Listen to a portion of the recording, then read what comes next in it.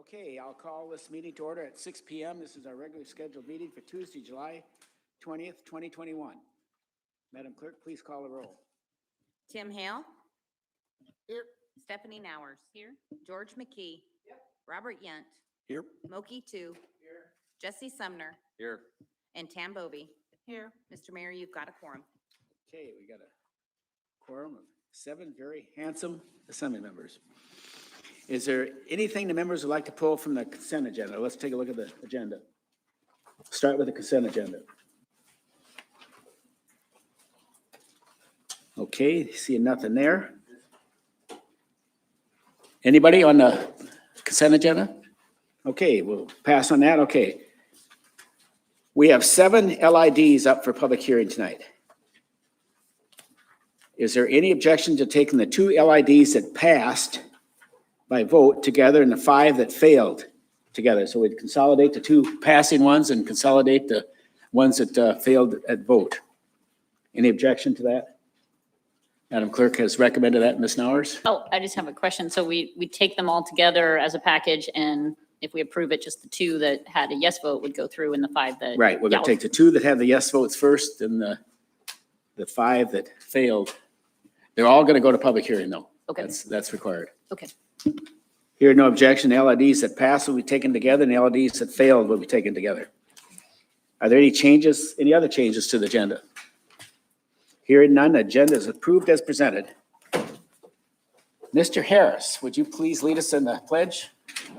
Pledge allegiance to the flag of the United States of America and to the republic for which it stands, one nation, under God, indivisible, with liberty and justice for all.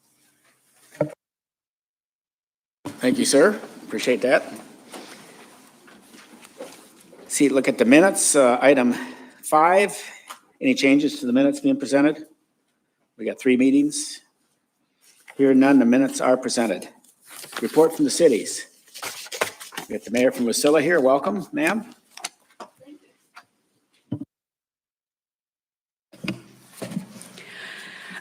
Good evening, Mayor Halter, Manager Brown, Assembly members, and staff. I'm Glenda Lettard, Mayor for the City of Wasilla. The city's next election will be held October the 5th, 2021. We have 2 seats open on the City Council. If you've got a teenager that needs a summer job, we're hiring temporary helpers for Parks and Rec. Starting age is 16.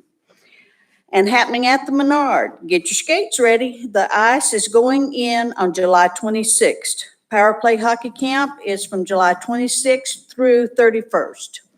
Save the date. An historic event is happening in Wasilla on September the 20th. The city has been organizing an event in partnership with Foundation Forward Incorporated. This is an educational nonprofit that installs life-size replicas of the United States Charters of Freedom, the Declaration of Independence, the Constitution, and Bill of Rights in communities across America. And Wasilla was chosen as one of the very few communities they do this in. We're very proud of that. So save the date, September the 20th, 2021. Is there any questions? Questions? No. Thank you for coming to the Houston High School groundbreaking the other day. It was nice of you. Come on. Any joint, let's see, I guess Mr. Smolden, State of Alaska.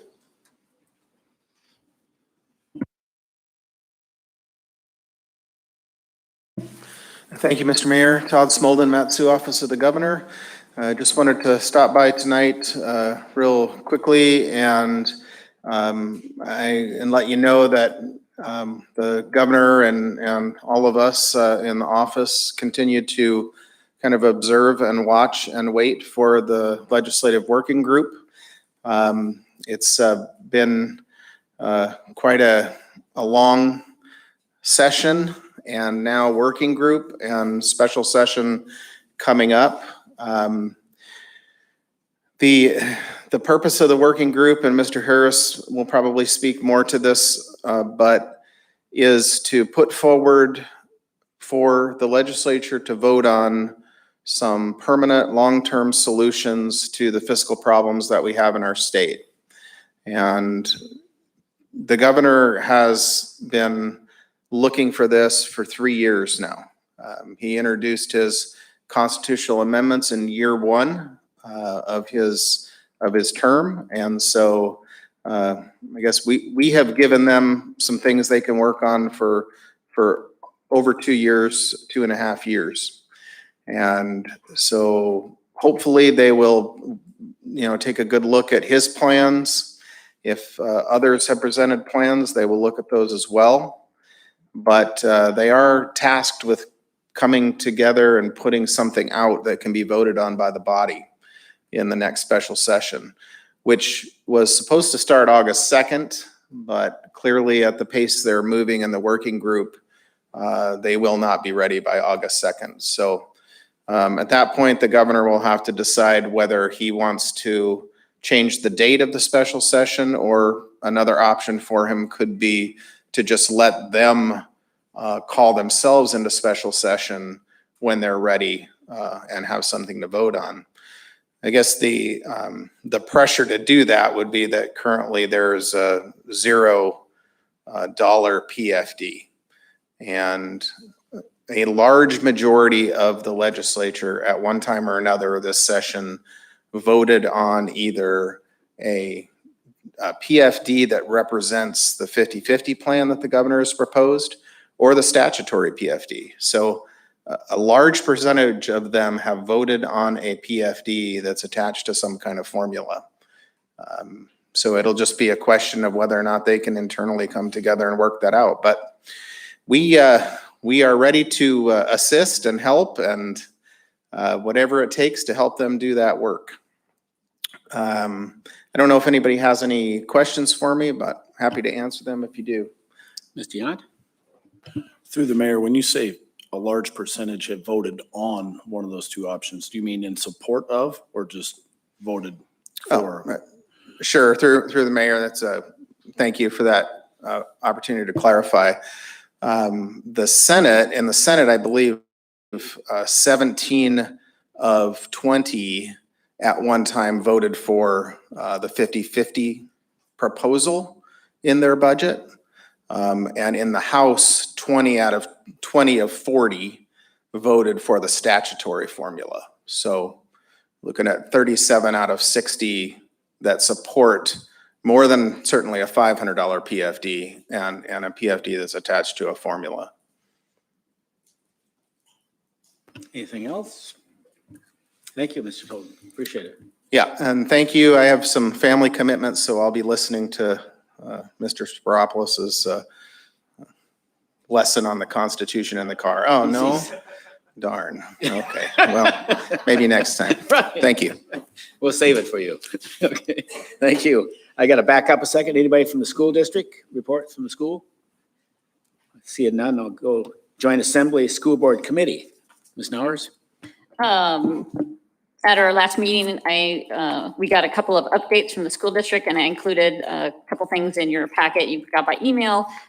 Two interesting things I would note, just this district detailed all the career and technical education classes they're offering by subject and by where they're offered at the different schools. And this is basically everything from nursing to animal science to construction. And the whole idea is to give kids a pathway into a future, or expose them to a pathway that they then decide that they don't want to do.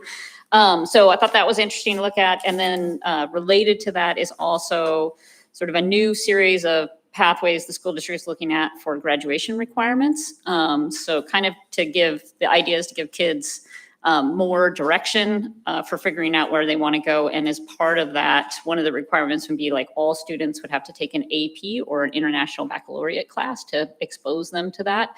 And I've included that in there too. There's 5 kind of different pathways they can take, and you can kind of see the different, a kid who might be going career technical education, construction trade, or on to college and graduate degrees, et cetera. So our next meeting is August 2nd, 12 to 1 at the school district building. Okay, thank you. Any other public relations reports? Mr. McKee? Yes. I would ask the former speaker here, At the next meeting, would you ask what they are doing to elevate the 4th and 8th graders in the state of Alaska from being the bottom of the heap, 50 out of 50 in reading and math? I really would like to hear what the school district group has to say about that. I don't think those numbers are correct, but I would be happy to get something from them and bring it back to the assembly. Mr. Sumner? I was just going to agree with Mrs. Nowers there that I don't believe it's our district that is at the bottom. Maybe the state as a whole. Okay. Any other public relation reports? Okay, let's move on to that. Mr. Brown, let's turn it over to you, please. All right, thank you, Mr. Mayor, and good evening.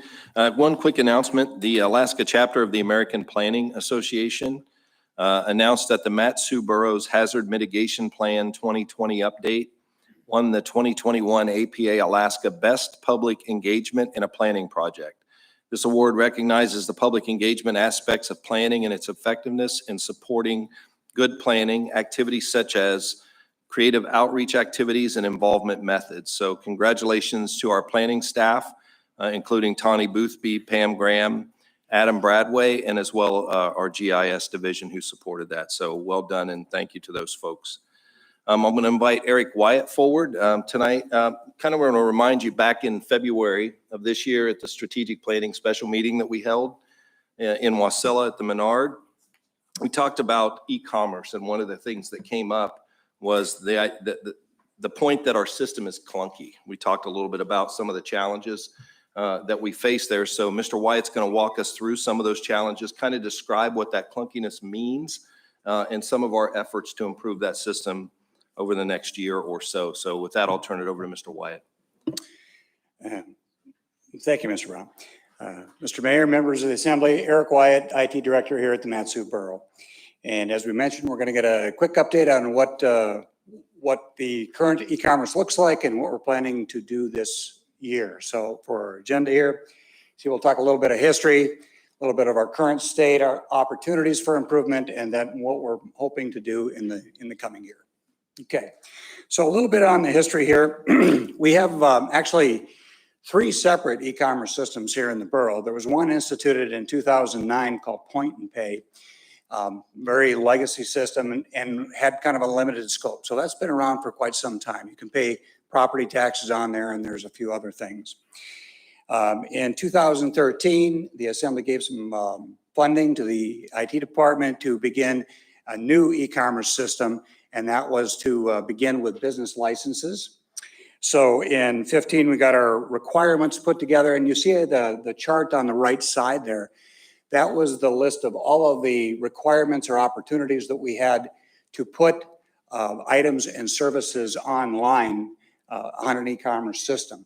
Those in green are already done and on the new system. Those in red are not yet. Those in yellow are on the legacy system, Point and Pay.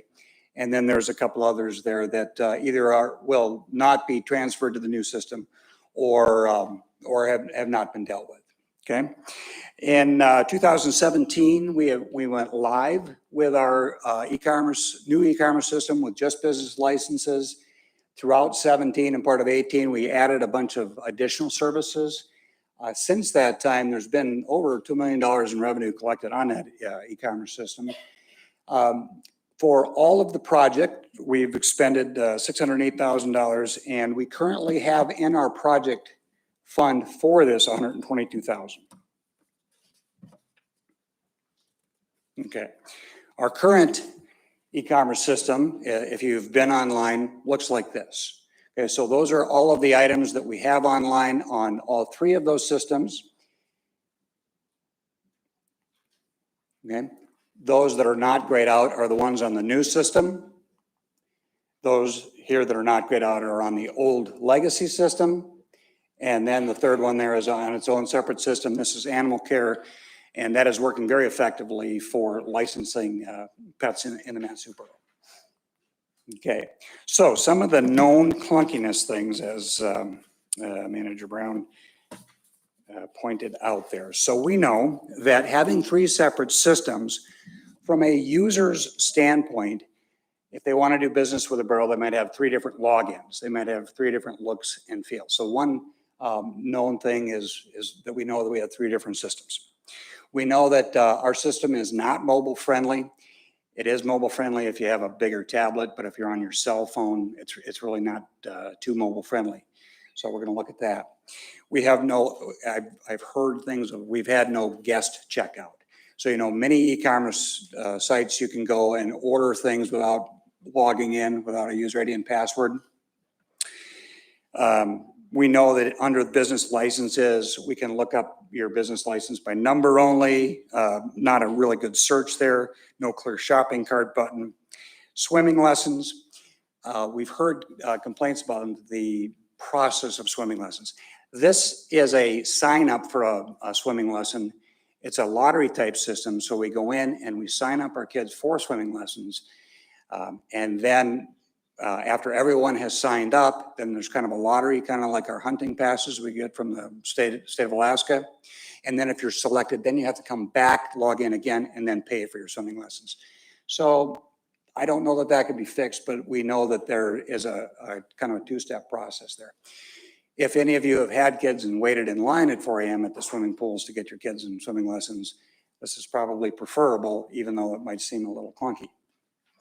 And then we've got some inconsistent verbiage on some of the pages, so those things can easily be fixed. Okay. So opportunities for improvement are simply improving some of those things we just talked about. Move from our legacy system to the new system, make it mobile friendly. Swimming lessons may not be well suited for mobile friendly, but we can look at that and try. We can institute a guest checkout for those products that lend themselves well to a guest checkout. Not all of them do. If you want to update your business license, we got to know who you are, right? So you got to log in. But for things like trail parking passes, we really don't care to log in, Christmas trees, things like that. So we can make a guest checkout for a few of the items. We can improve searches. We can standardize and improve some of the wording on some of the pages. We can add frequently asked questions, and we can add some customer feedback mechanisms. Please feel free to stop me with questions if you have them along the way. One of the things I'd like to point out on the legacy system, we've got our property taxes online. That is on point and pay. In 2018, you can see the amount of revenue and the number of transactions that were brought in on that system just in that 1 year. With that system, with this legacy system, once all those taxes are paid online, a file has to be downloaded and then manually uploaded into our other systems. So even though it's convenient for citizens to come in and pay their taxes online, it's very inconvenient for our workers here in the borough to process all of that. So one of the big opportunities that we have is to move that to the new system, integrate it with our financial system, and we can save a number of man hours internally. Those man hours are needed for other purposes here in the borough. So we're looking forward to some savings there. As we've looked at some of the other products that we've already put online, products and services, we have calculated the number of man hours saved or repurposed for each of these kinds of transactions. So for citizens coming in and doing business online, they save a lot of time. We don't really track the amount of time people save not driving to the borough building to do this, but we can track the amount of time that our workers save by not having people come to the building and do that. So we've been tracking that since 2017. And you can see there, over the 4 years that we've been online, over 13,000 hours have been repurposed. And of course, meeting the demand of our growing borough, that kind of man-hour savings is very valuable to us. So again, improving our system and adding some more opportunities to e-commerce is going to be a good thing for us. Some of the challenges I need to make you aware of here when we're talking about our e-commerce system here, and it might not feel quite as smooth or it might be a little more clunky than some of the other commercial products that we have online. if you look at a system like Amazon, obviously the biggest game in town here, right? You go in there, pick products, put it in a shopping cart, check out, boom, you're done. So it's pick products off the shelf, put it in the cart and go. If you look at another big e-commerce kind of a system, Expedia, you've got to go in and you've got to say where you're going from, where you're going to, when you want to go, pick a seat, maybe pick a meal, maybe get a hotel, maybe get a car. You got to log in so we know who we are. So there's a lot more cumbersome process to schedule a flight. So that might seem more cumbersome than simply picking products and putting them in a shopping cart. Both of those kinds of systems are built to purpose and have obviously billions of dollars to make those systems as clean as possible. Our system has aspects of both of that. We have things that we can pick off the shelf, put in a cart and go. We also have scheduling, such as swimming lessons, as we talked about. So to create one system that has all the same look and feel, that does all of that thing, all of those things are far more complicated. So that's a challenge for us. And that probably lends itself to some of the clunkiness that we talk about. Having said that, however, what we have done up to this point, we've done very economically compared to other e-commerce kind of systems. I had the e-commerce person for Starbucks work with me one day, and he says, you don't touch anything like this for under $1 million.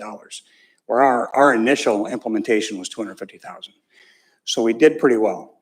We can remove the clunkiness, we can make it smoother, but it does take resources. So going forward, what we believe that we can do with the money that we have currently in that project fund and over the course of this fiscal year is some low-hanging fruit. We can standardize the wording and checkout process. That's pretty simple. We're going to work on making it mobile friendly because we do know that most people like to do things on their phone. So we'll make a lot of these pages mobile friendly. We'll investigate creating an app for that. We may not get that done, but we'll look at and see what that takes. We'll create guest checkout where appropriate, and we'll work on moving the items from the old legacy point-and-pay system to the new system. And that will make things look a little cleaner from the borough's perspective.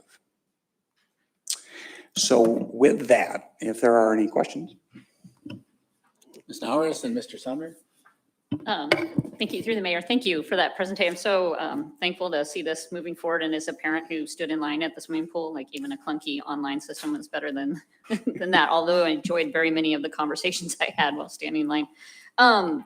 Just a comment on the business licenses. Maybe it's already been talked about, but one of the things is just kind of trying to standardize the fields where people enter their addresses and what they answer. I know, for example, for addresses, people could just put Wasilla or Palmer with no physical address. And I know when we were trying to do the CARES Act funds, the ability to target people and get information to people who could use it, it would be helpful to have information so we know physical address and mailing address in terms of how to contact them. It was just a little difficult. And then I think we collect email addresses, but maybe some kind of question, are you interested if the borough has business opportunities from hearing from the borough? So folks are kind of opting in to receiving emails if we have things we want to communicate with them on. But thank you for the presentation. Okay, Mr. Sumner? Through the mayor, did you say you're going to connect the property tax payment system directly to our accounting software? How is that going to work? And could Through the mayor to Assemblyman Summer. Yes, when we go to redesign the property tax payment portion of it, because we will be doing this on an in-house system, then I can integrate our in-house system with our financial system. So those payments that were made on e-commerce can flow directly in our financial system and not have the hours of manual entry that we have had in the past. So that'll be a programming effort, but yes, we've got developers that can make that happen for us. isn't our financial system like air gapped from the internet, or?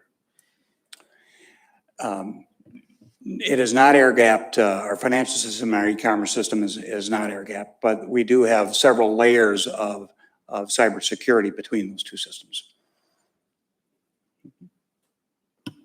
Any other questions for Mr. Wyatt? Okay. Mr. Manager? Thank you. Thank you, sir. I'm going to invite Mr. Harris forward to give us an update on the state legislature. Who thought we would still be talking about that going into August, Mr. Harris? Isn't that something? Lucky us. Um, Welcome, Mr. Culligan, by the way, too, for former Senate member, so I wanted to say hello to him. Sorry. He's flying his planes around undetected. Well, there's a number of things happening. I mean, yeah, this working group is out there trying to put together something to address the governor's two constitutional amendments that he put forward. One is a spending limit, constitutional spending limit. The other one is, of course, enshrining a percent of market value permanent fund dividend in the Constitution. Both of which are controversial, of course, but have to reach the 2/3 threshold if they get put before the legislature in both bodies and then go before a vote of the people. So they're trying to figure out if they can get that first. And then second of all, and to me, the most important thing right now is how you're going to deal with what's left of the budget. Because the CBR hasn't been addressed, the reverse sweep of the CBR hasn't been addressed, which is also part of the statutory budget reserve. All those things affect our school bond reimbursement money. It affects power cost equalization, affects a whole bunch of different things that are in the budget that weren't vetoed, but they just haven't been funded. And so you have to try to figure out how you're going to get that funding mechanism back in play. And they'll have to do that. I mean, they have to address those issues. So, and I know that, you know, the PCE has been talked about being in the Constitution as well. That's really controversial with a lot of people. And a lot of people just believe, and I'm one of them that believe it's a technique to try and get rural votes to vote for the POMV. So they're tied together, which, you know, probably would work. So those are really the things that are still left out there. And to me, you know, you're not going to get a vote on the constitutional amendments until next year. Anyway, it goes on the general election. All constitutional amendments go on the general election ballot, the last one, the one in November. And so is it required that they do something this year? No, I mean, the governor would obviously like that. And the more you delay it, of course, the harder it gets on election year, those kinds of things. But so the budget, though, needs to be done. It's going to have to be done somewhere along the line. And as Mr. Smolden said, the governor did veto what little dividend there was, the $500 dividend. So there's nothing at this point, absolutely zero. So if you want a dividend or anybody wants a dividend, they have to go back in and fund it and figure out how they're going to do it and all those kinds of things. So those are the main, absolute main things they need to bring back. And of course, this group isn't even talking about that, which they should be, but they aren't at this point. They're just trying to internally talk about constitutional amendments. That's really dry stuff. I apologize, but it's what the government sort of is. And that's why I guess people like me kind of like it. But anyway, questions? Questions? Apparently there's no rush. Off the hook easy, Mr. Mayor. Yeah, apparently there's no rush down in June. How are the tourists doing? They're doing really well. How's the government doing? You see how it's doing, right? Well, at least the government's back in operation, whether people like that or not. At least the trains are on the track and the police are working and the firefighters and all that kind of stuff. So Where are we at school bond debt? we have about 1/3 funded at this point, roughly somewhere in that area. So below the governor's I recommendation. said funded. Now appropriated is 100%. Let's go with that part. Yeah, governor didn't veto any of it. So if they could ever figure out the funding mechanism, you could get the whole thing. I think we were anticipating half, so it was appropriated at 100%. Let's go with that route. Well, that's what they needed. That's what they need to try to do. Hopefully they'll get there. Anything for Mr. Harris? Questions? Thank you very much. Okay. Appreciate it, taking the time to come in here. Mr. Manager, That is all, Mr. Mayor. Mr. Spropoulos? Nothing tonight, Mr. Mayor. We do have an executive session later regarding union negotiations, but no Okay. report tonight. Nothing on reverse sweep or any of these major things? No. Talked to Mr. Harris about that a little bit previously. There were, as everybody saw in the news, there was a lawsuit filed regarding the governor's interpretation of the sweep and the fact that the Power Cost Equalization Fund was swept. The implications of that, of course, are that if those plaintiffs are incorrect and everything should be swept, that there's a possibility then somebody makes a lawsuit that says that the earnings reserve should be swept as well. Because the Constitution specifies that money from the permanent fund can be put into a separate fund. The Constitution allows that. But what happens to the interest from that separate fund, which is other discussions I had previously and kind of looking into. So that's certainly an implication. Mr. We're going to be Hale? watching it closely to see what happens. I would support sweeping the ERA into the CBR.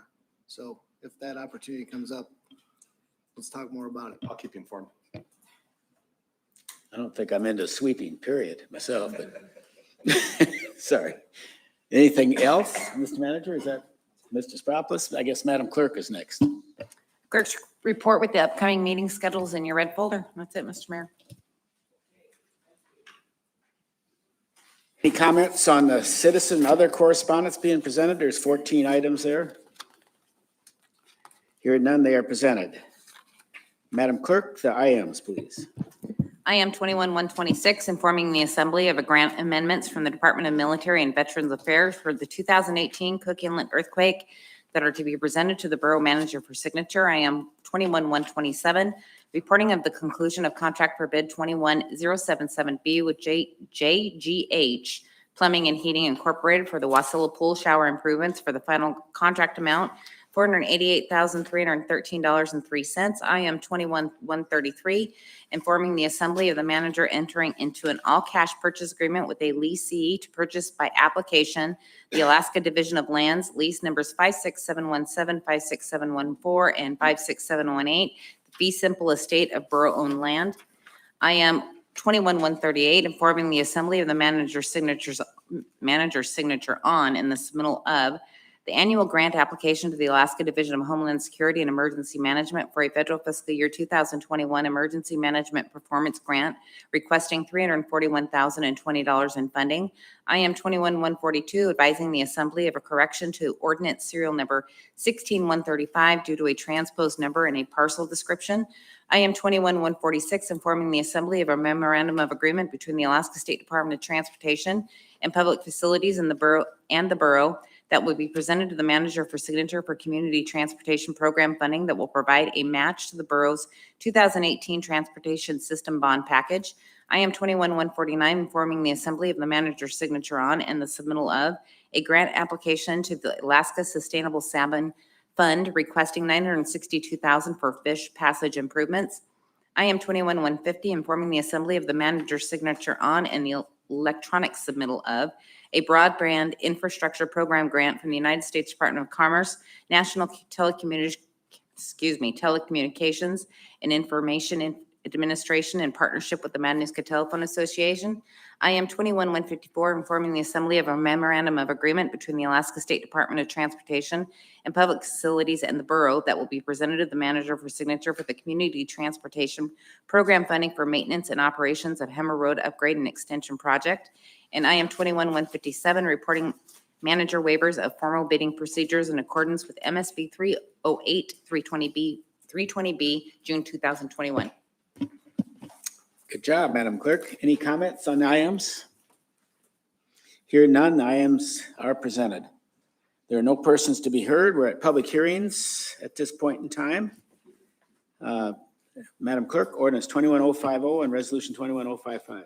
An ordinance accepting and appropriating $20,980 from the Mat-Su Trails and Parks Foundation to project number 15040, Fund 440, to continue development of the Settlers Bay Coastal Park with accompanying resolution 21055, a resolution approving the scope of work and budget for the Settlers Bay Coastal Park project number 15040, Fund 440, for continued park development. If you're on the phone and would like to speak to this, press *3.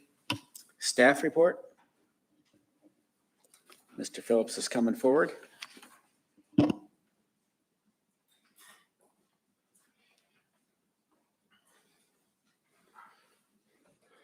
Eric Phillips, Community Development Director. This is actually something you saw once before. It's a grant for Settlers Bay Coastal Park to construct some trails and put some bathroom facilities in. There was a few technical errors in the original legislation. I believe there's an amendment in the red folder that we're requesting to be made to this particular ordinance. Thank you. Okay, any questions? Thank you, Mr. Phillips. We'll open a public hearing at this point in time. We don't have a sign-up list. Anybody in the audience wish to speak to this ordinance and resolution? Are there any telephonics? Okay, we'll close the public hearing at this time. Assembly Member Two, could you move this for us, please? I move to adopt ordinance 21-050 and the resolution 21-055. And the amendment, Madam Clerk, who should make that? Deputy Mayor or Mr. Two? Mr. Two, I think staff did talk to Assembly Member Two if he wants to move it. If not, then definitely the deputy mayor could. Mr. Okay. You moved the main ordinance and resolution, but there's an amendment to it that's going to be moved. There's actually two amendments, Mr. Mayor, and everything's Okay. included. You can move them if you want, otherwise. I'll go ahead and let the part. Deputy Mayor, why don't you go ahead? You have those two?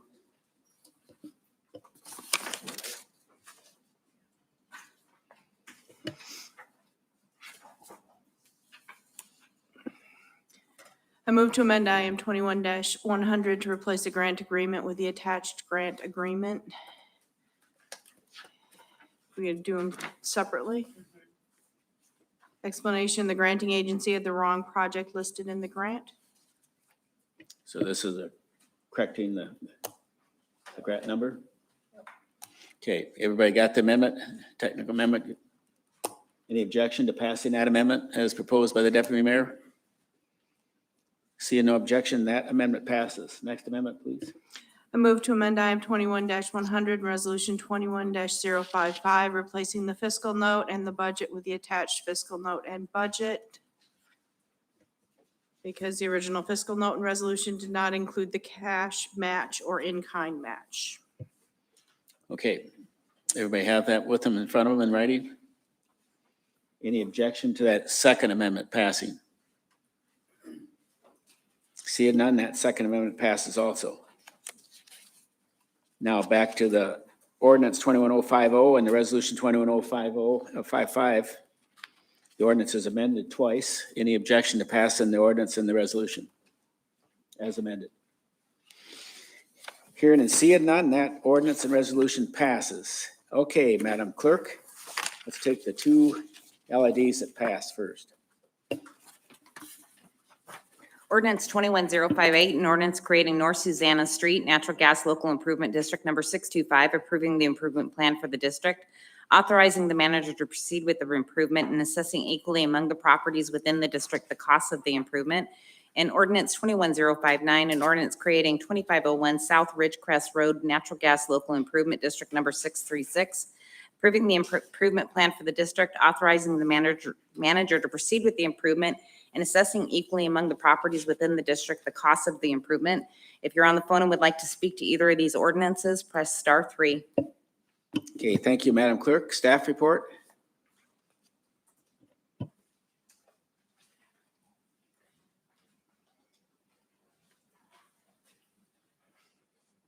Mayor Halter, Assembly members, I am Marcia Bonnier, the document specialist for the Finance Department.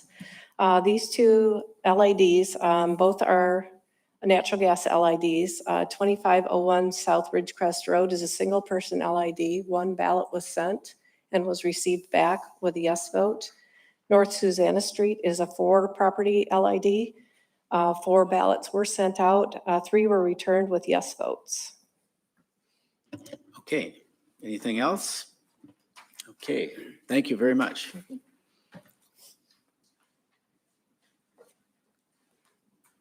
Okay, I'll open a public hearing at this time. Anybody in the audience wish to speak on these two LIDs, 21058 or 21059, which were consolidated at agenda setting?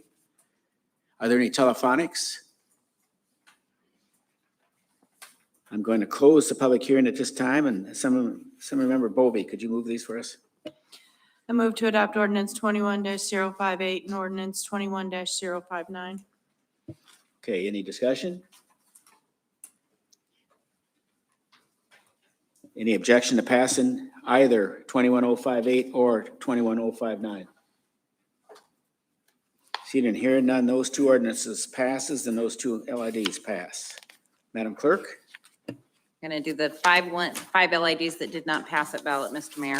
Ordinance 21054, an ordinance creating North Preston Avenue and West Sunflower Drive Road Paving Local Improvement District Number 614, approving the improvement plan for the district, authorizing the manager to proceed with the improvement and assessing equally among the properties within the district the cost of the improvement.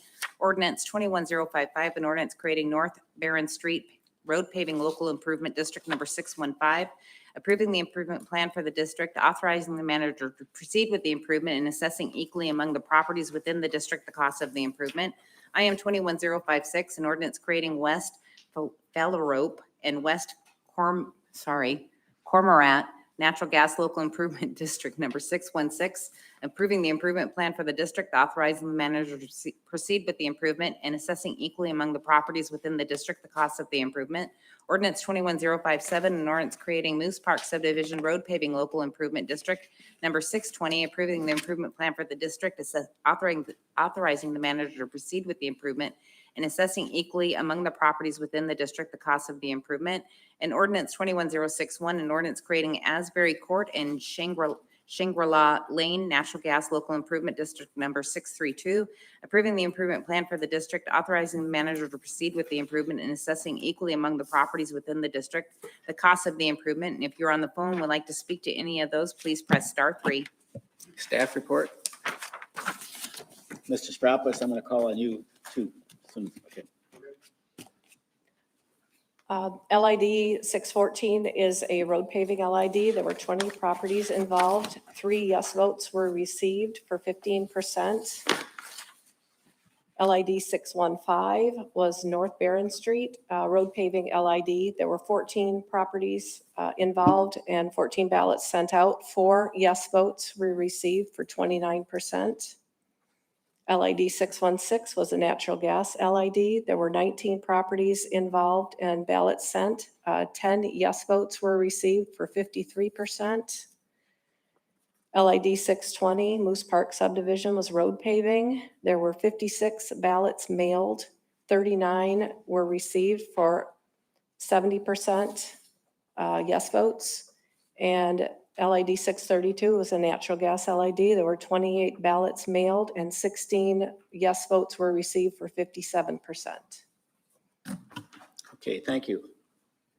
Mr. Sproutless, what's the status when the votes fail, as these 5 did for the assembly, please?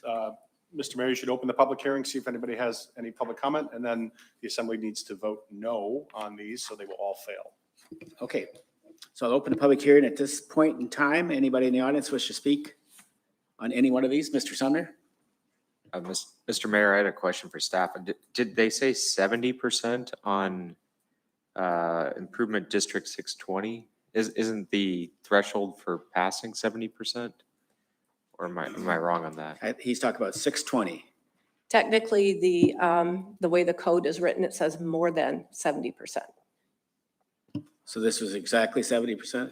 It was technically, if you take the decimal out, it was 69.6. Okay. Okay, thank you for that clarification. It was a close vote. Let's put it that way. Okay, we'll open the public hearing at this time. Anybody in the audience? Do we have a sign-up list to start with? Anybody in the audience wants to speak on these 5 LIDs? Anybody telephonically? Okay, we do have a telephonic caller, so if you're with us, go ahead, please.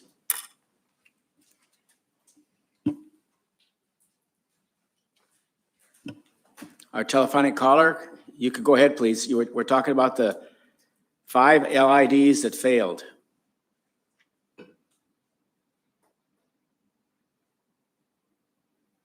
Is there a caller there? Hello, caller. Can you hear us? We're at public hearing on ordinance 21054, 21055, 21056, and the 5 LIDs that failed. Did they raise their hand again? If you're on the phone and would like to speak to the 5 LIDs that were just read into the record, if you can hit *3 again, they're having a trouble getting you through.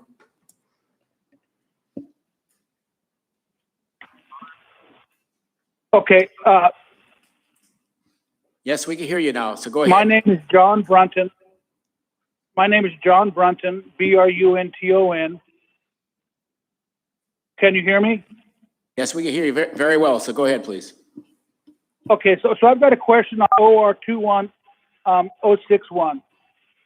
It needed, so I own 2 lots there, and I did not hear what the vote tally was. My understanding is this thing failed. We will get you that vote tally in just a second. Just stand by. Okay. Okay. Vote tally on 21061. There were 21 ballots mailed and 16 were returned with yes votes for 57%. Okay, so, and I own 2 lots there, and so, is my understanding, so this will not go forward in its present form at this point, is that correct? Just, Mr. Manager? Through the mayor, can you clarify? I think you said 16 of 21, which would be over 70%. 16 of 28. There were 28 ballots sent out. That's correct. 16 of 28. 16, Mr. Manager, Mr. Brown says 16 of 28. Which is 57%. So it didn't reach the 70% threshold.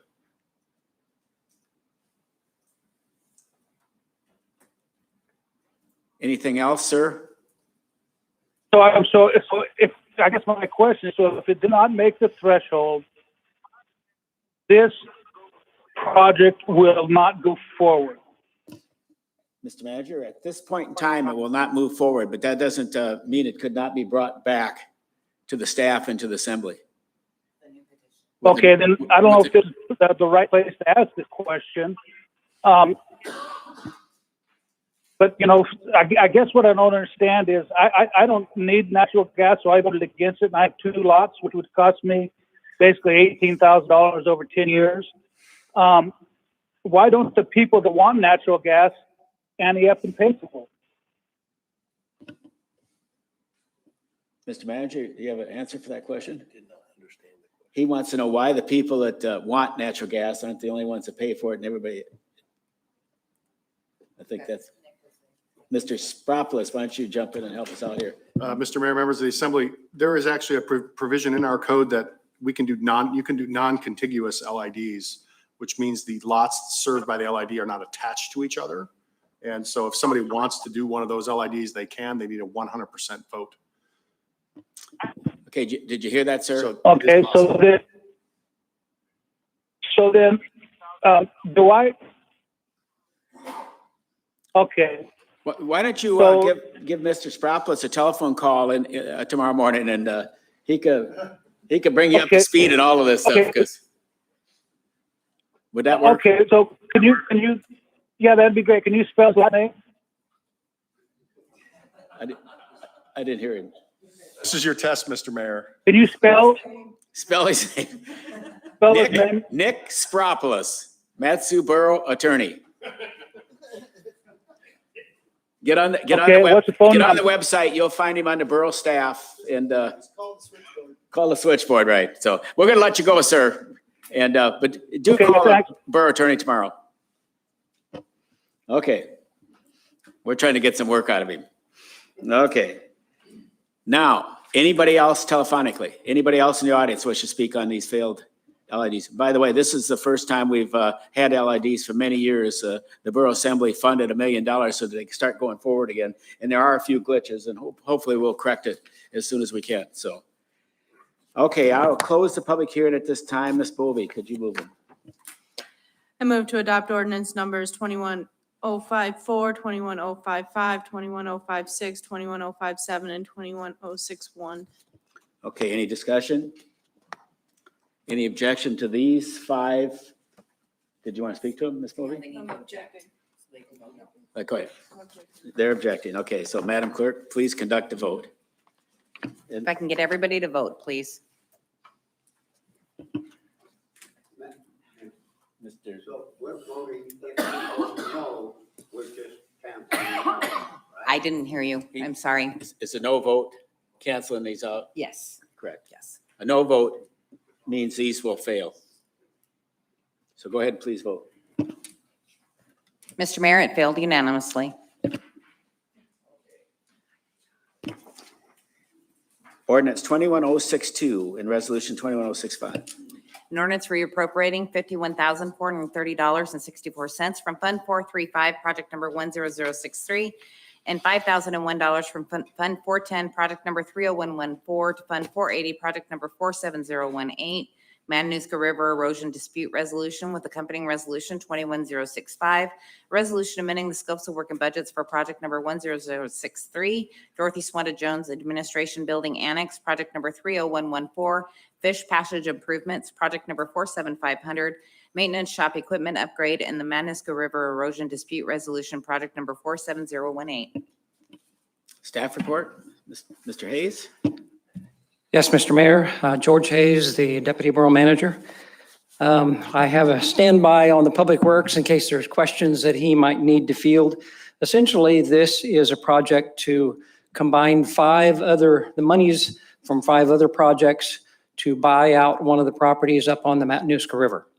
Mr. Van Wy was one of those folks who own property up there, about mile 64, a couple miles up from Sutton. He had bought his home in '86, and since then, there's about half of it has eroded away. When the HMGP, the Hazard Mitigation Grant Program, came in, it was a little over $1 million. And we went through a fairly intense process. It's a FEMA process to offer this up to properties, and we did that on the lower and on the excuse me, the upper Matanuska. There was 21 homes total that were initially thought to be eligible. It came down to, we really only ended up buying out 8 of those. Mr. Van Wy initially elected not to participate, but then after the program had closed, he came forward and wanted to buy out. So we looked at that property. He had some details on what he thought the property was worth. It was a little higher than what the assessor had appraised it at and what we thought the property was worth.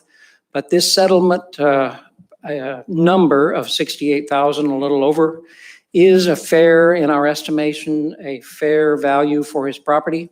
And these 5 different projects combined the money from those to come up with this $68,000 for that settlement. That's essentially it. There's a lot of details, but we agree and he agrees, and so that $68,000 would be used to buy that property out.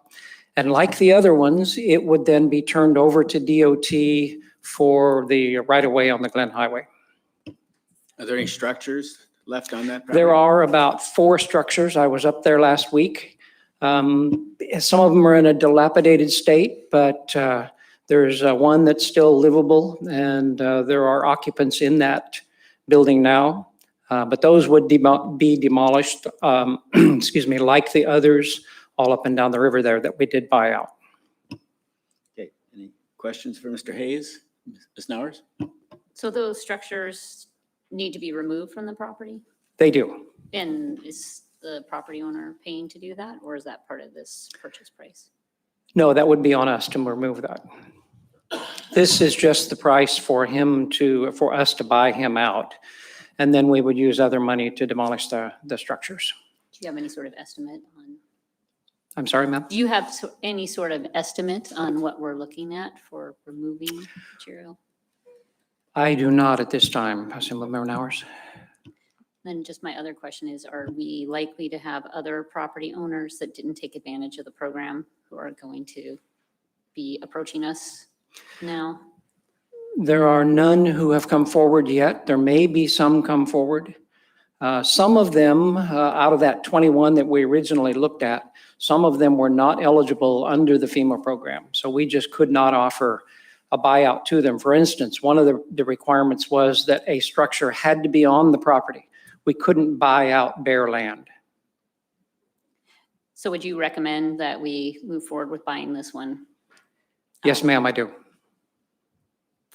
Because we need the property for right away, or? It, along with the others that we buy out, it keeps anyone from building along there in the future. He could sell out to someone else if he could get his asking price, but then somebody else could either occupy those structures that are there now or build something else on it. If we buy it out, it's mandatory then that nobody else can build on it, and we will just turn it over to DOT. Thank you. Mr. Sumner, did you have a question? So through the mayor, the FEMA money is essentially all gone then? Through the mayor to Assemblymember Summer, yes, it is. The FEMA money is gone both on the upper and the lower Matanuska. There were two separate HMGP grants for those, and the 2.5 million that we got for river management. All of that money is either gone or obligated to be gone as well. So those three pots of money were what we were using for buyouts, and all of those have been expended. And so is this going to be reimbursed by some future FEMA grant, or is this just our taxpayer dollars going? This is just our taxpayer dollars. So this is just excess money from several different sources to cover this? It is. There's 5 projects listed in there that create the 68,000. Mr. Hale? Thank you, Mr. Mayor. So when you talk about settlement, you use that word. Is this basically, are we trying to avoid a lawsuit with this? Or is it, how does, you said settlement is. As I understand, there was no formal lawsuit. Mr. Van Wy did get an attorney and sent us some correspondence. And then through the negotiations back and forth, we settled on this amount. Correct me if I'm wrong, Mr. Attorney. Anything else? Thank you, Mr. Hayes. Appreciate it. Sir. I'll open a public hearing at this time. Anybody in the audience? Do we have a sign-up list? I guess no sign-up list. Anybody in the audience wish to speak to this? Are there any telephonics? Okay, we'll close the public hearing at this time. Mr. Hale, listen to yours. I move to adopt ordinance 21-062 and resolution 21-065. And I guess I'd have questions for the attorney. So we're trying to avoid getting into a lawsuit with this then, I guess, is kind of, what is the, I mean, yes and no. It's hard to get into specifics, but there are a lot of people who live up the river who think that the borough is somehow responsible for dikes that are up there. We are not. The borough doesn't have the power to provide for erosion control. The borough never agreed to provide for erosion control. So when this gentleman approached us about potentially, saying we caused something wrong, the answer was no, we didn't. But, we did have the buyout program. Are you interested in talking about that? Because there is a public benefit to getting these structures, right? You got the highway, then you've got some lots, and you've got the river, and the river's eroding over. And the whole river buyout program was to prevent things from falling into the river, contaminating the river, and or just, causing public nuisance as the water moves over towards the road. And as the deputy manager said, we transfer them to DOT. So, in talking with the assessor's office here and then with the manager's office, it's a fair price for the lot. And then it'll be, like he said, for all time, it'll be either our title or we give it to the state DOT, and it'll just be preserved for right-of-way buffer and won't be developed and potentially have things falling into the river. so it's going to be very similar to how or pretty much identical to how the buyout program worked before, only it's not FEMA money this time. Correct. And so along the base of Maud Road, 15 mile, 13 and a half mile, Old Glen Highway, the river came in very close to the road and was threatening the utilities and the gas, the power, the telecommunications. And so the state went in there and placed a whole bunch of armor rock to protect the road. So I think there is kind of a public good to having that, that land for the state, for the right of way, so. Well, that river in this location, I think, has moved at least 200 feet. It's, so, okay, anything else? Any objection to passing this ordinance, 21-0? Mr. McKee, do you want to speak to it, or you just want to object? I'm going to oppose this. Okay. Okay? For several reasons. First of all, when you turn down an original offer where you had money from the feds and then you come back later, I have a real problem with that. Okay? Secondly, the math here kind of baffles me. His property is worth $68,000, but it's falling into the river, which means it's worth nothing. Right? If it's going in the river, how is it worth $68,000? Somebody tell me that, okay? I agree. I'm just a country boy that fell off the back of the turnip truck, okay? But I don't understand this. Okay, technically, you're correct, being an old country boy, but this might be the best way out of this for everybody at this point in time. Mayor, I disagree. The best way out of this is not pay a damn nickel. When people build on a river, the river moves, folks. I'm old enough to know about erosion, okay? If you buy on it, you're taking a chance. The property taxpayer is gonna bail him out for buying on the river. Damn right I object to it. Okay, well, Mr. Sumner. Yeah, Mr. Mayor, we talked about, one of the reasons to do this was so that nobody else would purchase the property and build something there. If you get into the business of buying people's houses when they're falling into rivers, then people are going to continue building on rivers. I mean, where their house is in danger of falling in. It's one thing to do it with federal money where nobody seems to really care how we spend it, but to spend our taxpayer dollars on this, I think is very objectionable. And I just don't think that we can get into this kind of business. Anything else, Ms. Snowers? I guess I'm struggling with that, the funding source as well, because I wonder if we're setting a precedent. There's a lot of history here with the river. Those people who built up there, I mean, he bought it in '86. This is right up from Ed Musial's, Val and Ed Musial's property. I walked that 15 years ago and the river was nowhere in sight, and Ed knew all the history. There was a dike and they kind of thought they were protected. We have lots of folks in floodplains, et cetera.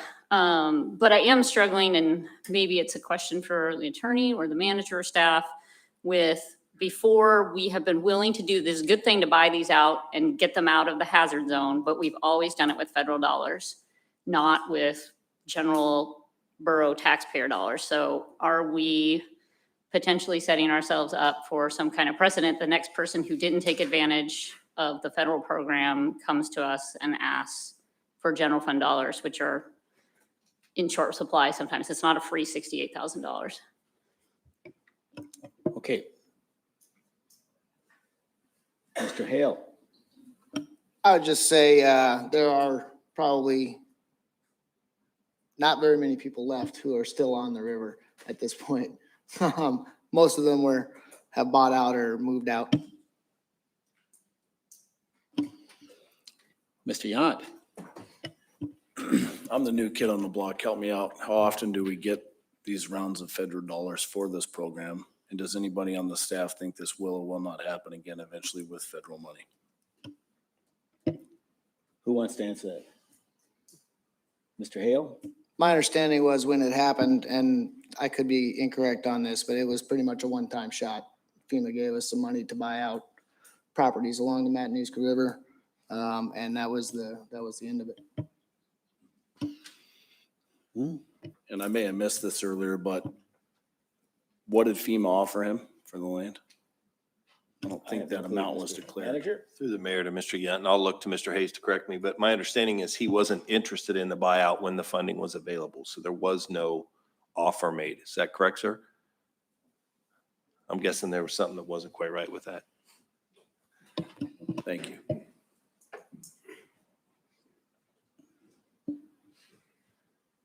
Mr. Culligan was around for this, weren't you? Do you recall this? Through the mayor. Yes, sort of.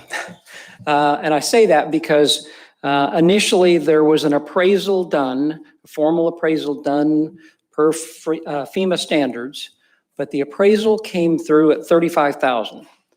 And that was very objectionable to him because the assessor assessed his property at 51,800. So given that, he said, well, this doesn't make any sense. So he turned it down and said, no, I'm not going for that. And he said further in his correspondence that he has a realtor's estimate of 140,000 for his property just prior. So taking all of that together, then the correspondence went back and forth. So he did turn down the first offer, primarily because of, number one, the assessed value was at 51,800 and we only offered him 35,000. So. Anything else for Mr. Hayes? Okay. Well, I'll just tell you, you know, I can see both sides of this story pretty easily, you know, and we've had an amazing number of floods. This has been erosion going on for many, many years, but we've had an amazing number of floods in various places where all of a sudden we do have to use certain monies from certain places to correct that problem. And we've done it several times. You know, this one here, I think we probably should just get it past us myself. That's what I personally would recommend, but you guys vote, ladies and gentlemen. So if there's no objection, we'll go ahead and vote. There is objection, so Madam Clerk will take the vote.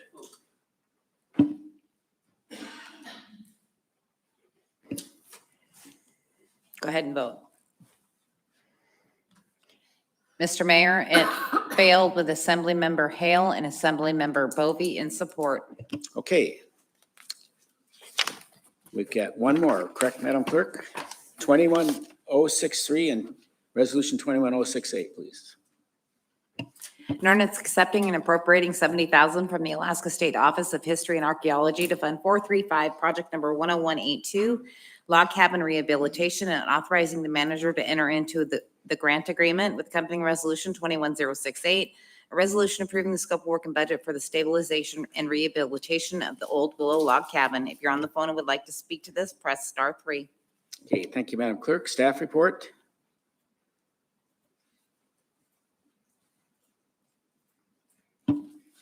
Good evening, Mayor and Assembly members. I'm Lisa Weiland. I'm the Comptroller, standing in for Finance Director Heindel. This was originally intended as a $15,000 grant for windows. We received a call from the State Historic Preservation Office. They reached out and told us they had extra funding and knew we had a contract in place for stabilization and rehabilitation of the cabin. So instead, they wanted to give us the remaining funding, which they had, which will be a total of $70,000. A portion of the existing contract and project funding, which we have in place, is considered the match, and they waived the standard state surcharge. The work that will be done is scheduled and will be completed with funds expended by September 30th of this year. So, Okay, so this is additional money coming in from the State Historical Society. yes. Okay, thank you. Okay, we'll open the public hearing at this time. Is there no sign-up report? Any telephonics? Anybody in the room wish to speak to this? This money has to be expended by, what was the date? September 30th. The state, okay. Okay. Anybody wish to speak on this? If not, I'll close the public hearing at this point in time. Woman Bovee, please move this. I move to adopt ordinance 21-063 and resolution 21-068. Any discussion? Any objection to receiving this additional money from the state? Hearing no objection, that legislation passes. Audience participation. We have reached that point in our agenda where you can speak to the assembly on any topic you wish. We do have a sign-up list here. If you're on the telephone, you can speak to the assembly also. Hit *3, you will hear your hand has been raised. You have 3 minutes to testify. So we have, is it Jade Laughlin?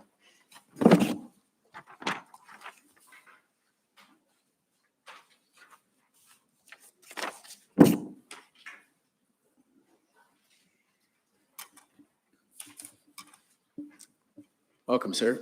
Thank you. My name is Jade Laughlin. I'm a small gravel pit owner here in the valley, and I come to discuss IM number 21-140. It's bringing up a gravel tax ordinance again. We discussed this at length a few years ago with all the assembly members, to the point where Mr. Mayfield voted against his own ordinance. The last time, the state of Alaska has done this exact same thing, where they've charged a gravel royalty to private homeowners and stuff.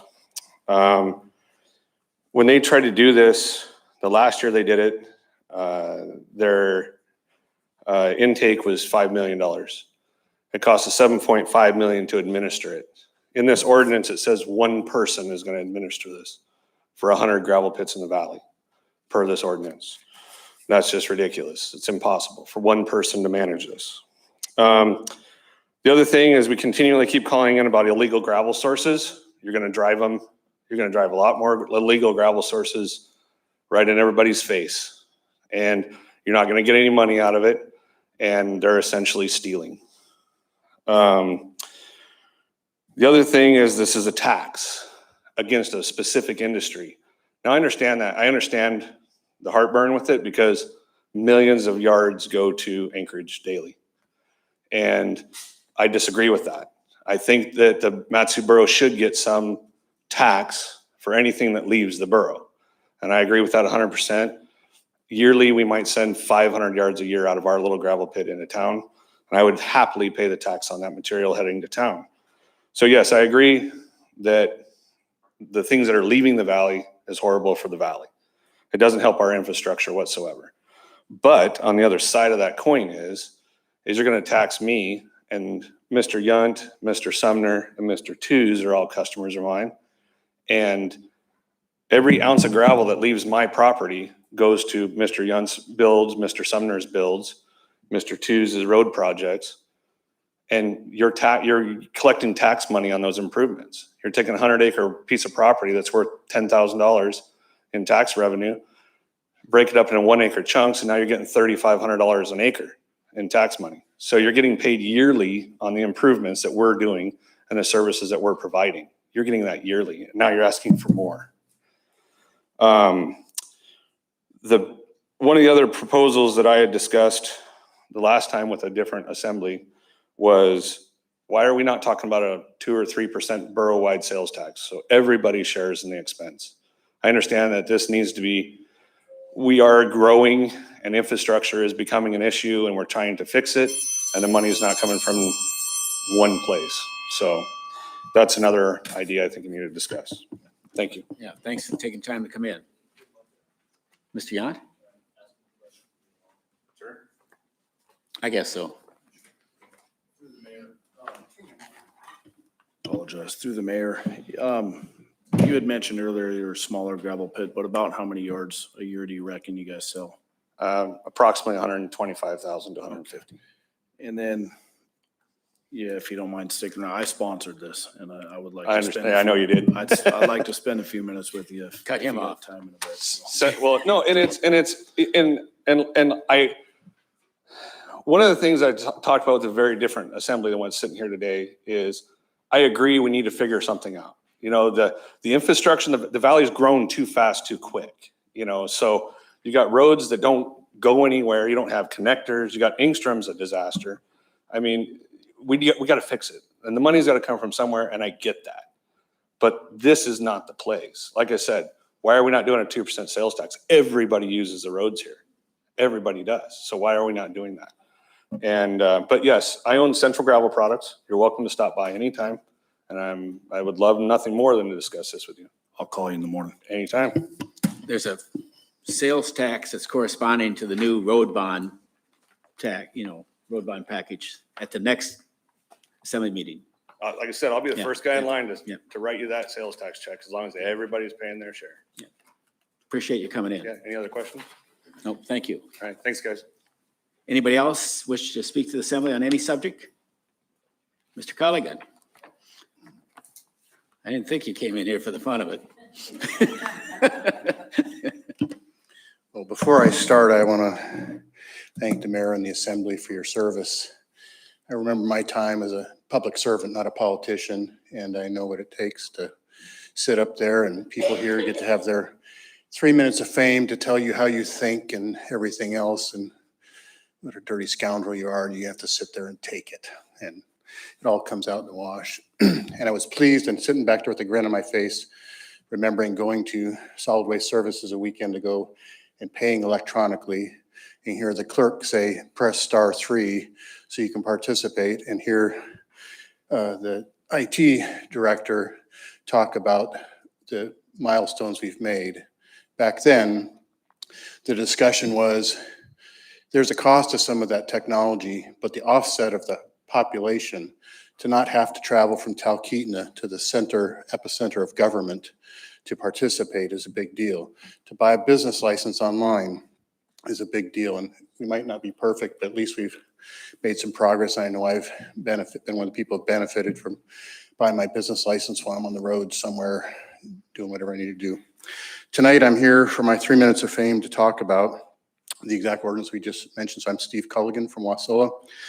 I am 21-140 about the gravel tax. So disclosure, I represent Alaska Rock Products. We organization that tries to set best standards, best practices, and safety for gravel production in the state. And we've been through this, as the previous gentleman mentioned, since before I was on the assembly some time ago, where the state decided to get rid of the gravel tax because it costs more to administer than it did to actually refund in funds they collected. Every time it's been forward, and this one has no costs associated with it really, but I would ask that before we throw our meat up on the table that we look back at and cook it a little bit and see the previous ones of how it's been defined, what it really costs. And the troublesome thing is, and we've had an excellent time working with staff, especially Alex Strawn over the years, discussing these and kind of as industry being ahead of requirements and trying to work with the public to mitigate any complaints. But there are safety things. People complain about backup alarms and all sorts of stuff. But the reality, those are job safety things that we are also required by OSHA and MSHA and all sorts of other regulators and the like. But in this case, the last time we let the single assemblyman run with his knife in his mouth down the street and stripped on enough rope to figure out that the borough would be the largest payer of that tax. The gravel exiting and going to Anchorage, a lot of it was coming from Solid Waste Services and a contract that you're now looking to pay millions of dollars to extract that tax because of the margins just aren't there, or you're throwing so much gravel on the industry all at once that you're reducing the value and cost of that and all sorts of implications. We as industry would like to, and I'm asking for the opportunity for the gravel industry and all the producers to come talk with you in more of a technical session rather than 3-minute sound bites to talk about and also not lobby you individually, but holistically talk about gravel in the borough, where it's appropriate, what the impacts are. Gravel sources are near construction sites because it's to get to the job site when they bid roads, et cetera, that public, whether it's private or public. And we would love the opportunity to have more than 3 minutes of fame to discuss this. But we'd also, Mr. Yount, like to talk about the true cost. It's more than somebody sending out bills, how you're going to audit it, who's going to pay for the surveys. And then I understand the borough has some new capabilities to do some of that. It still costs. I'm in that business. But anyway, I'd like to politely ask that we try and schedule some kind of a discussion, a work session around this if it's going to happen. And the smaller operators, last time the discussion, there's all this revenue. So there are some people that didn't understand the difference between yards and tons, and all the big sales at the port. They all got accumulated incorrectly. And so, but there is a reality. We have I think a commercial buyer buying gravel at 50 cents a yard, but we're going to put $1 tax on it. Love the discussion. No, it's a concern, but at the end of the day, I don't know that it pays for itself. And thank you very much for your time. And all of you, again, as a public servant versus a politician, it's not easy sometimes, but I'm glad to see Mr. Spiropoulos and my friends Lonnie and Brenda and Mayor, but thank you very much. A lot of beards. Okay. Thank you. Anybody else wish to speak under audience participation? Are there any telephonics? Okay, we'll close out audience participation. We'll go to the consent agenda, Madam Clerk. Resolution 21077, a resolution amending the scope of work for fiscal years 2011 through 2017 Community Assistance Grant to allow Lazy Mountain Community Council to provide funding to 3 local nonprofits that provide public benefit to the Lazy Mountain community. Resolution 21078, a resolution approving the scope of work and budget for Caswell Lake Hidden Hills Grade Crossing Signal System Upgrade Project. Resolution 2180, a resolution approving the amended budgets to move funds from the Fireweed Building asbestos abatement and improvements to the Network Operations Center roof replacement. AM 21058, award of bid number 21170B to Specialized Pavement Marking Incorporated in the contract amount $156,527.43 for 2021 road striping.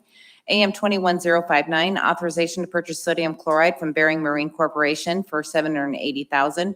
AM 2160, approval of contract extension to contract number 21066B with Consolidated Contracting and Engineering LLC to extend the completion date to October 31st, 2021 for the Solid Waste Division fire upgrades. AM 21061, approval of contract extension for contract number 2077P with CRW Engineering Group LLC to extend the completion date to June 30th, 2022 for the design of Central Mat-Su Emergency Services Training Complex. AM 21062, authorizing the manager to enter into an agreement with Delta Medical LLC for emergency medical services in the Lake Louise area for the contract period of July 1st, 2021 through June 30th, 2022 in the amount of $15,000. AM 21063, approval of amendment to contract number 2146P to Kenny Engineering for the official streets and highway plan update to extend the project completion date to June 13th, 2022. AM 21064, awarded bid number 21176B to Valley General Construction LLC in the contract amount of $466,687 to Golden Rainbow Indigo and Gray Road Improvements. AM 21065, awarded bid number 21181B to Rainproof Roofing in the contract amount of $174,160 for the MSB Administration Building GIS area roof replacement. AM 21067, requesting to vacate the 33-foot wide section line easement lying within Tract A, Goodwin Estates Phase 1, and the 33-foot wide section line easement lying west of East Texel Drive within tax parcel A1, located within sections 10 and 15, Township 18 North, Range 1 East, Sewer Meridian, lying directly south of East Texel Drive, west of North Trinity View Drive, and north of Dandy Lake.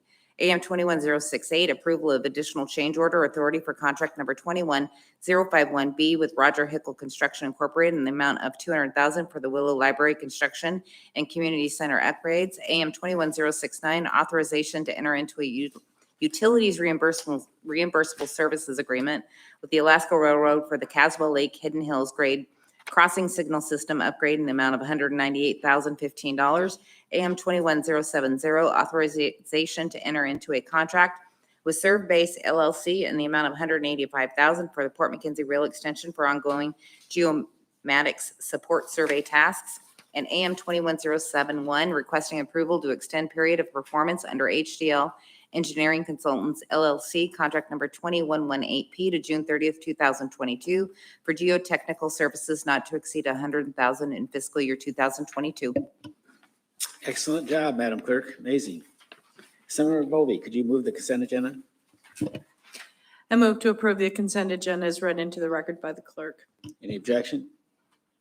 Hearing no objection, the consent agenda is approved. Is everybody okay? Should we just keep going? We'll take a break, or let's go to unfinished business. Can we talk about something though, Mayor? The AM 21-058? Pardon?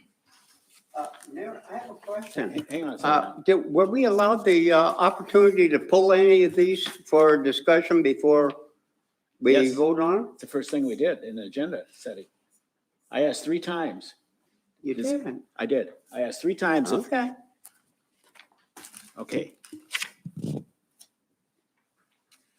I was surprised that there wasn't anything pulled, but I did ask a lot. So, okay, let's go to unfinished business in the rec. Madam Clerk? We've got order. She moved it and it, I guess, We're passing the consent agenda. Any objection to passing the consent agenda as read? Passing what? The consent agenda as read, even though. Yes, You object? yes. Okay, let's vote on the consent agenda. It was just read into the record by Madam Clerk. Yes or no?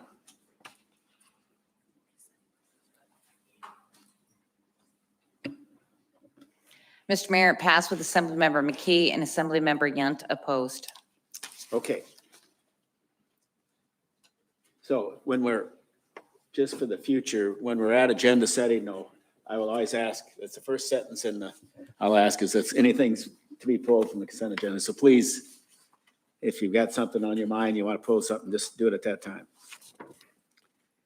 Okay, Madam Clerk, unfinished business, ordinance 21051 and 21056. An ordinance approving a supplemental appropriation of $1.5 million from the unrestricted net assets in the Solid Waste Division Enterprise Fund, Fund 510 to Solid Waste Project Number 25029, Fund 420 to procure to procure gravel removal services at the central landfill.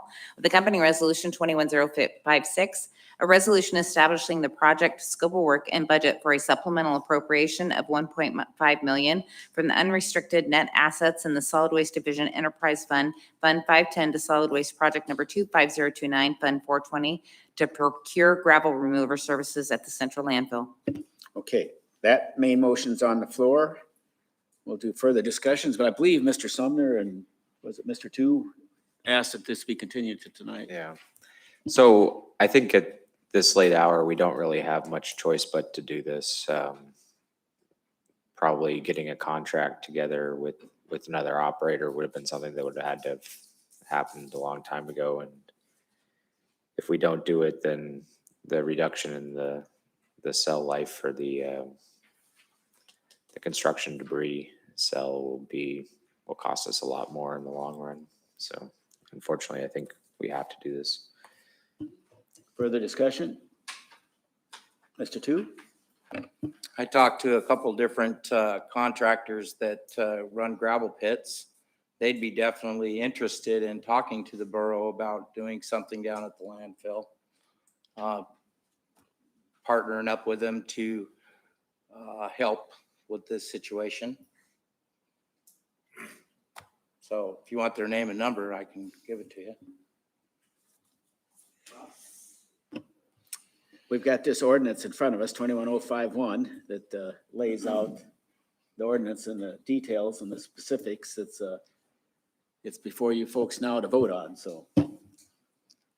I don't think management or myself would close the door on discussions with anybody that wanted. Would you, Mr. Manager? No. So. Okay, Ms. Nowers and Mr. Sumner and Mr. Young. Just refresh my memory, this was put out for bid, and this is twice, and this is the only bid. Okay, thank you. Mr. Dolan, let's just correct this make sure it's on the record. Tell Terry Dolan, Director of Public Works. So we went out to the public requesting proposals, and we did not receive any bidders on this twice. So, Mr. Sumner? Well, I was just gonna say, I mean, I've been down to the land, I mean, I go down there all the time, and it looks like it's filling up pretty fast for the part that we got open. So I don't know, how long do you think that we have until we have to start excavating the next cell? Seems like it would be pretty soon. Or continuing the excavation of that cell. We'll be continuing the excavation of the current cell. We need to get it started this summer, or we're going to end up having to stack waste up against the unexcavated portions of the cell, which is, it's not impossible to deal with that, but it's very costly to excavate adjacent to where you've already stacked waste. A lot of times there's decaying material under there. You expose potentially explosive gases and that type of thing, and decaying materials. So it's definitely not prudent to delay until you're stacking waste against an area that you intend to excavate in the future. Mr. Yacht? I'm going to support this because it went out twice and there was no bids. And like Jesse's saying, I go down there all the time with our trailers too. And I mean, it seems to be filling up very quickly. So But building on what Moki brought up, I would love that to happen more so. So just from a staff's point of view, you know, if we're gonna pass this tonight, we do or we don't, but how much time do we have before? I mean, would there be time for a contractor to come to the table still and sit down with you and Mike and negotiate being able to, I mean, how would that work, Mike or Terry? So for the portion that we're trying to excavate now, it really is too late for us to go through extended negotiation and contract process. But there's about $5 million worth of excavation that needs to occur over the next few years. And so the remaining portion of this, there's certainly a possibility that if we had a proposal to make better use of this material, that we could take advantage of it. Thank you. I appreciate that clarification. Okay, anybody else? And I think the manager does have, correct me if I'm wrong, the manager does have the people and the companies you talked to, Mr. Tu, you know. Okay. Okay, anything else on this ordinance? Thank you, Mr. Dolan. Any objection to passing this ordinance? Mr. Tu objects, so go ahead and Madam Clerk, do the vote, please.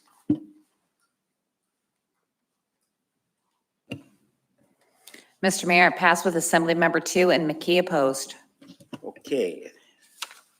Thank you. I think that one deserved a lot of discussion. There are no vetoes. Madam Clerk, introductions. You're getting a lot of reading in tonight, aren't you? Introduction for public hearing on August 3rd.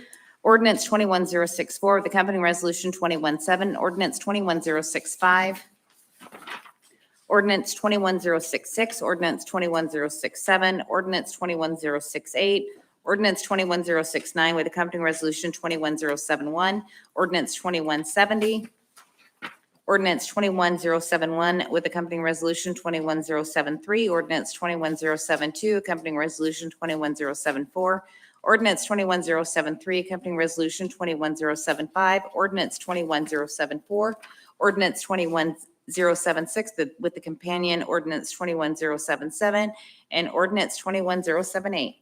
Thank you, Madam Clerk. Any discussion? Hearing none, the legislation is introduced. Maybe I need, yes, I better have Deputy Mayor do that. Either way. I skipped a step. I move to introduce the legislation as read into the record by the clerk and set the public hearings for August 3rd, 2021. Okay. So the legislation is introduced. Vacancy report, Ms. Bovee. I move to confirm the mayor's recommendations as follows. Aviation Advisory Board, Randy Durham. Commissions and Salaries and Emoluments, Jessica Vera, Linda Conover. Library Board, Marcy Hawkins. Planning Commission, resignation of Jason Ortiz. Wastewater and Septic Advisory Board, resignation of Ron Phillips. Midway RSA number 9, Lisa Harrison. Okay, any objection to the vacancy report? Hearing and seeing none, that vacancy report is approved. Now, the resignation in the Planning Commission, Mr. Ortiz, which district is he in? 2? So we'll be looking for a recommendation for a new planning commissioner. Okay, thank you. There's no other new business, no referrals, no reconsiderations. We're going to go into executive session. So Assembly Bovee, could you, somebody like to do comments before or after the executive session? We'll do them after. Okay, Assembly Bovee, please move us into executive session. I move to enter into executive session for matters which the immediate public knowledge of which would clearly have an adverse effect upon the finances of the borough, and matters which by law, municipal charter, or ordinance are required to be kept confidential, and to discuss matters involving consideration of borough records that by law are not subject to public disclosure, and discussion of matters subject to the attorney-client privilege, in particular to discuss union contract negotiations. Those in attendance for the executive session will be the mayor, the assembly, the manager, the attorney, the clerk, and the assistant manager, the HR director, and outside counsel, Mr. Will Earnhardt. Okay, any discussion? Yes. I think I object to this executive session, and I'd like to give you a legitimate reason for it, okay? Turn around and speak to the borough attorney. The idea is that we have, as the Borough Assembly, we act as a board of directors. It doesn't matter what they decide in the bargaining table. In the final analysis, this body will sit and say, we accept or we reject this contract. So quite frankly, I could care less what they talk about and throw over the table back and forth until they have a final agreement that they want to have me look at that I can say yes or no on. So yeah, I object to an executive session on this. Okay. Madam Clerk, do we need to vote on the executive session? Okay. So we're going to take a vote on whether to go into executive session on union negotiations, which are very standard, by the way. So yes, we will go into, yes vote puts us in executive session. A no vote does the opposite. Mr. Sumner. To clarify, if we vote no, will we be discussing it here in public? I don't think so. Well, That would be the assembly's decision. While it may not be wise, it would be your decision. Thank you for clarifying that. Okay.